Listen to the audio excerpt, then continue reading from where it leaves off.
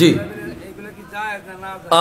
জিয়াফত 4 দিনা 40 সুন্দর একটা প্রশ্ন, উত্তর দিব? কথা কয় না রে, উত্তর দিব? 4 দিনা 40 বাইটার আমরা জিয়াফত বলি বা মেহমানদারি বলি। কি বলি? মেহমানদারি। আগে আব্বাই মারা গেছে, আব্বার রুহের মাগফিরাত মানে ইসালে সওয়াব। এই এনো কি নাম দিছেন? ইসালে সওয়াব আসেনি এনো? এটা আর আমি আয়ালে নাম নিতে লেখছেন। হ্যাঁ, ইসালে সওয়াব মানে সওয়াব পৌঁছানো, সওয়াব পৌঁছে দেওয়া। কার? মৃতদের রুহে। আব্বাই মারা গেলে, মায় মারা গেলে, কেউ মারা গেলে তাদের রুহের মাগফিরাত কামনা, হত দরিদ্র গরিব মিসকিনদেরকে দাওয়াত দিয়া ইসালে সওয়াব করা। এটার নাম দিয়েছি আমরা জিয়াফত। এটার নাম দিয়েছি কি? জিয়াফত। আদাবুল মুফরাদ, ইমাম বুখারী হাদিস আনছেন। আমার এই ব্যাপারে আলাদা ডকুমেন্টারি আলোচনা আছে, ইউটিউবে আপনারা সার্চ দিলেই পাবেন। জিয়াফত অনুষ্ঠান 40 অনুষ্ঠান জায়েজ না না জায়েজ অবলিক দিয়ে আমার নাম লিখবেন, হাসানুল্লাহ নেসারি, জবাব চলে আসবে একবার দলিল দেখায় দেখায়। ভাইরা আমার, তো এটা জায়েজ না না জায়েজ? আদাবুল মুফরাদ ইমাম বুখারী হাদিস আনছে। হুজুর সাহাবী আসিয়া বলল, হুজুর বাবা মা মারা যাওয়ার পরে তাদের সাথে ভালো আচরণ করার কোনো সুযোগ আসেনি? বলে আছে। কিভাবে? বলে তাদের নামে সদকা করো। কি করো? তাহলে বোঝা গেল একজন মরিয়া গেলে তার রুহে সওয়াব পৌঁছানোর একটা মাধ্যম কি আছে? তো হুজুর আর কি? বলে তাদের বন্ধুদের সাথে ভালো আচরণ করো, তাদের বন্ধুদের সাথে ভালো আচরণ করো।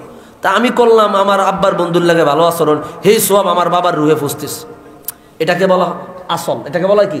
আসল বা সবব। ফিকহি আপনার উসুলের ভাষায় বলা হয় সবব। সবব পাওয়া গেছে, সওয়াব পৌঁছেনি, জি পৌঁছে। এই যে হাদিস। আচ্ছা, ইদা মাতাল ইনসান ইনকাতা আমালুহু ইল্লা মিন সালাস, মানুষ যখন মারা যায় সব আমলের দরজা বন্ধ হয়ে যায়, 3টা দরজা খোলা থাকে।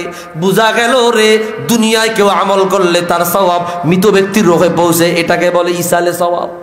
এটা কি বলে? এলা আপনি জাম্বি করেন, কথা বুঝেন না। আপনার পকেটে 10 টাকা আছে, আপনি আপনার বাবার নামে একটা ফকিরকে দিয়ে বললেন 10 টাকা দিয়ে একটা রুটি খাইস, ইসালে সওয়াব। বুঝেন নাই কথাটা? আপনার পকেটে 10,000 টাকা আছে, 10 জন ফকিরের দাওয়াত দিয়া একটু গরুর গোশত পাকায়া ভাত খাওয়াইলেন, এটাকে বলে ইসালে সওয়াব।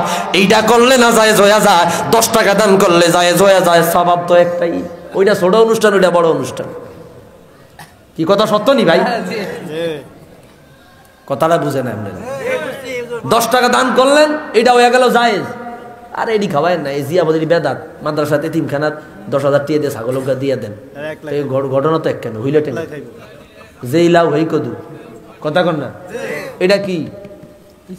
এই যে যে এটা কি? এটা এটা এটা টেবিল।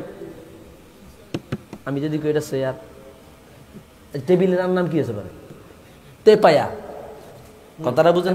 তেপায়া বা তেপায়া বলতে পারেন। আপনারা বলতেছেন এটা টেবিল, আমি বলতেছি এটা কি? তেপায়া। টেবিল যা, কথাটা বুঝেন না? টেবিল যা, তেপায়াও কি তা। মানে ছোট হইলে যায়, বড় হইলে না যায়। হুজুর এটি খাবার লাগতো না ভাই, মাদ্রাসা দিয়া দেন, এতিম ছাত্র করে খাওয়ান। তো এই এতিম করে তো হ্যাঁ অনুষ্ঠান করে খাওয়াইব, একই তো কথা। কি কথা কন না? অর্থাৎ আপনি সদকা করলেন আব্বার নামে, আম্মার নামে, এটা যেইভাবেই করেন সওয়াব ঠিক আছে, এটা জায়েজ, কোনো সমস্যা নাই। ইসালে সওয়াব, রুহের দোয়া বাবা মার কবরে পৌঁছে যায়। সুবহানাল্লাহ। এডিনের পিছনে লাইগা কয়ডি না জায়েজ, হারাম। একজনের দলিল দিছে মুসলিমের হাদিস দিয়া যে মৃত ব্যক্তির কবরে বলে আযাব হয়। নাউজুবিল্লাহ, মেজানি করেন। হাদিস কি? হাদিসের অর্থ হচ্ছে এটা যে জীবিতদের বিলাপ, জীবিতদের বিলাপ দিয়া কান্নাকাটি মৃতদের কবরে আযাব হয়। এই হাদিস লাগাই দিছে 40 দিনা করলে বলে আযাব। একটা মানে একটা কোনাই কান্নাকাটি 10-20 18-20 হইল মানব যেত, কোনায় 10 থেকে 20। এই হচ্ছে আমাদের হুজুর্গ অবস্থা। বাবার মার দাদা দাদির ইসালে সওয়াব করবেন, ছোট পরিসরে হলো বড় পরিসরে হলে হোক। কি রাজি আছেন ইনশাআল্লাহ?